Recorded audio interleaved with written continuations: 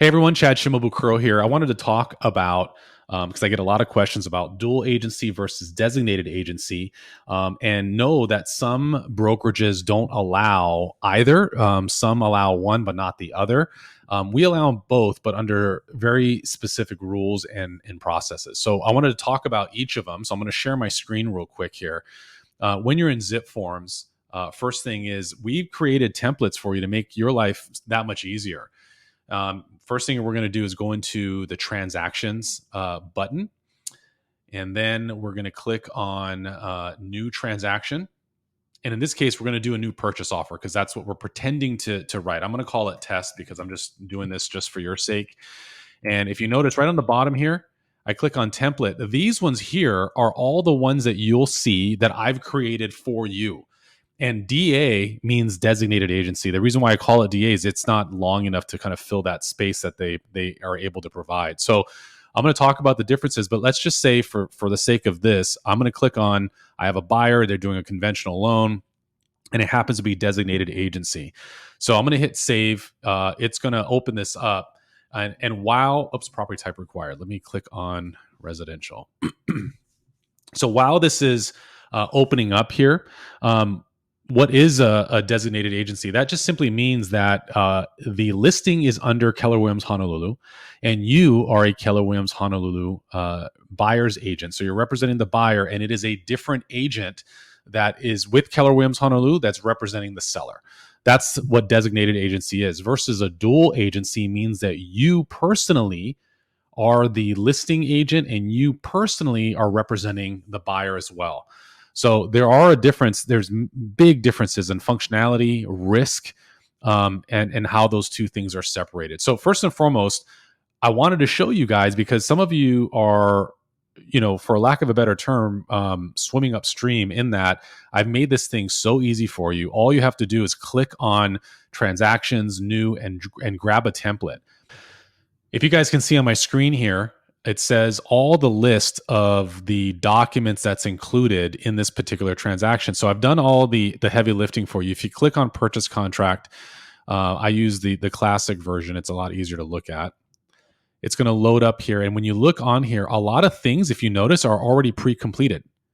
So I've made this as easy for you as possible. The things that aren't are the things that I have no idea what it is. And you'd have to go off of what addenda that you need or what inclusions that's based on the MLS or what exclusions there are and your closing date and all these other kind of things. So this is pre-completed for you to provide the most protection for the buyer. So some of you are using your own templates. Don't do it. Trust me, this is better than yours. I promise you that.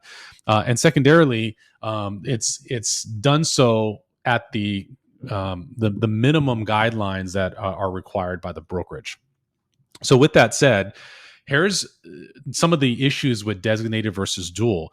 This purchase contract, the most recent version of which, let's see, I think is November of 2022, doesn't include the designated agency. So what it should say is A2 D instead of having customer, and E should be customer, D should be designated agency. More than likely, they're going to be adding that in there, but it doesn't exist right now. So there's a little bit of a conflict of language within our own purchase contract. And if you just kind of go, well, it is what it is, they've created it. Well, it doesn't necessarily fully protect us and more importantly, give our clients, whether it's a buyer or seller, clarity as to who we're representing, their rights, our restrictions, and so forth. So with that being said, if you were doing a dual agency, again, what is a dual agency? A dual agency is when you personally represent the seller and you personally represent the buyer. That's a dual agency. What are some of the risks with dual agency? Well, just so you know, it completely handcuffs you to you can't negotiate on either side. You're completely handcuffed and you're completely restricted, and you're unable to negotiate on either side. So if the buyer comes to you and says, "Hey, the listing that you have on 123 Aloha Way, what offer should I write?" You can't answer that question because answering that question provides more information to the buyer than you might be to the seller. You're not representing the seller's best interest, and more importantly, there's a conflict in goals and best interest for either client. The seller is trying to sell the property, very generally and loosely speaking, they're trying to sell the property for the highest amount possible, whereas the buyer is trying to get the best deal possible. Already, you're starting off at a conflict of interest. So if you enter into a dual agency, know that you are putting yourself at risk because you're very limited into the information that you can provide each client, which is why most clients don't want you to do a dual agency. So what's the next best step? Well, there's something called a designated agency. And a designated agency means that you represent one of the clients and someone else within the same brokerage represents the other. Now, if so, some people send me a designated agency form or what have you, and the other brokerage is 123 Realty. That is not a designated. That's a different brokerage altogether. So we don't need a designated agency form. That's just a cooperating relationship as it would be normally. So if you're doing a designated agency, you're going to click on A2C, and yes, it says dual agency representation. You're going to put on here Keller Williams Honolulu, because that's the brokerage firm that's conducting this type of agency. And we're putting in there by way of designated agency. So we're clarifying that it's not dual, it's designated. And then in the addenda section, D1 of the purchase contract, we're going to click on here, designated agency disclosure and agreement. And I'll show you what that looks like in a second, as well as the KW designated agency disclosure. And so why would we have these two? Because they serve two different purposes. Like I said, this is with good intention that the designated agency was created, but poorly executed on the board's part, the form committee part, whatever it is. So we need to have two forms to further clarify. So let's go back. So this is the purchase contract. I wanted to show you where you're going to be putting that information in. Again, use a template. It's already done for you. Makes your life so much easier. Designated agency is right here. So this one is the one that's created specifically by the board. So it says designated agency. It gives the agency relationships. These designated agencies, see paragraph A4, it doesn't align properly with the purchase contract. The numbers aren't matching, right? You saw that. It says, which paragraphs align with dual agency versus designated. It doesn't jive on the purchase contract. So we're going to include this in here to let the clients know, both buyer and seller, what a designated agency is. They'll sign that, and that'd be great. And then if you notice on here, I put this document in here. This document is our own internal designated agency document, our KW designated agency. And so what this does is it specifically points to A1, the agency relationships, and it has on here a little checkbox which says that document, now we're amending the purchase contract to state that there is a designated agency. And it goes on to explain how dual agency works, how designated agency works, consents and waivers and so forth. So it just adds additional information where the first one lacks it. It is not redundant. It's absolutely necessary at this stage until they update the other form. This is what we're using. So, the question is, if let's say that you are a partnership, like you and another KW agent are partnering up and listing a property together. And the other, the seller rather. So, John and Kathy are co-listing agents to sell 123 Aloha Way. And they say, I don't want to do a dual agency. What are they referring to? Well, the first thing is we have to educate the seller. We have to ensure that they understand what a dual agency is to begin with. So the first thing is to sit down with them and say, here's what a dual agency is. A dual agency is if either I or Kathy, John or Kathy, the co-listing agents for 123 Aloha Way, your property, Mr. or Mrs. Seller, if either one of us are representing or both are representing the buyer. If that is in fact the case, that is a dual agency. If either one of us or both of us are representing the buyer and either one or both of us are representing the seller, that creates a dual agency. You're under that same restriction all over again. So if that's the case and they say, yep, I understand what it is, I don't want to do that, then the next alternative is to ensure that they understand the difference between designated agency and designated agency. The way that you would explain that to a potential seller or a client in general is, I don't even know the client on the other side. I've never met them, never. I don't have a relationship with them. It just happens to be another Keller Williams agent. And by the way, Keller Williams is the largest real estate brokerage on the planet.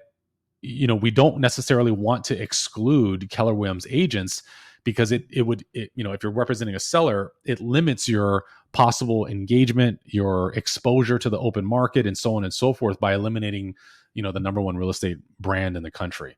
So you want to explain that to them. And if they don't want designated or dual agency, that's fine. If you need my help in helping to explain that to a client, I'm happy to do so. But most people, once you explain it, they understand the difference. And if you want to try to avoid dual agency altogether, and you'd rather stick to a designated agency, and most clients have no issue with designated agency at all because you're not dealing with both clients, and there is no conflict of interest. With that said, if you do happen to stumble upon a buyer for your property at 123 Aloha Way, and you're trying to avoid a dual agency scenario, the best way to do that is to give that listing or refer that out to another KW agent. And that way there is no conflict. You're not going over the goals and priorities of pre-approval and all that other kind of stuff with that other, in this case, in this example, the buyer.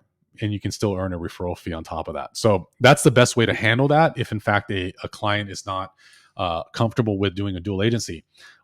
So what happens if, and this happens every once in a while, what happens if a seller says, hey, if you find the buyer, I don't want to pay you a full commission. Let's say that you agree upon a 6% commission. And if you're keeping a portion of that, maybe 3% or 3.5%, and the cooperating brokerage you're giving another 3% to, or 2.5%, whatever it is that you've negotiated for a total of 6%. And the seller says, if you bring the buyer, I only want to pay you a total of 4%. Because you're representing both sides. First and foremost, that's completely negotiable. That's something that you have to determine with the client if you're okay with doing that or not, and you can take that client on or not take them on as a result of that. But what does that mean? Well, that is it's a term that you're going to. It's a variable commission rate, and that's a term that you have to answer yes or no to on the MLS when you upload it. And basically, that's a matter of disclosure. You're telling cooperating brokers that you have a little bit of an advantage, and so does the seller by paying you less commission if you bring a buyer. And that's not illegal at all. But know that you're doing, a lot of times the seller's mindset is that you're doing less work. Hey, if you find the buyer, then you have less work to do. And that's not true at all. There's two sides to the transaction. Sometimes it's even more work. Now, again, you got to explain to them too that should only apply in a dual agency situation and not a designated, because a designated agency situation is a different agent altogether that you may or may not know, but just so happens to be with Keller Williams, and that still would create a designated agency scenario. So make sure that you explain it. I hope that sums some of that up. Again, going back to the documents on zip forms, those templates are already in place for you. I've already created it for you. Please use them and grab the right ones. And designated agency is in there already for your benefit.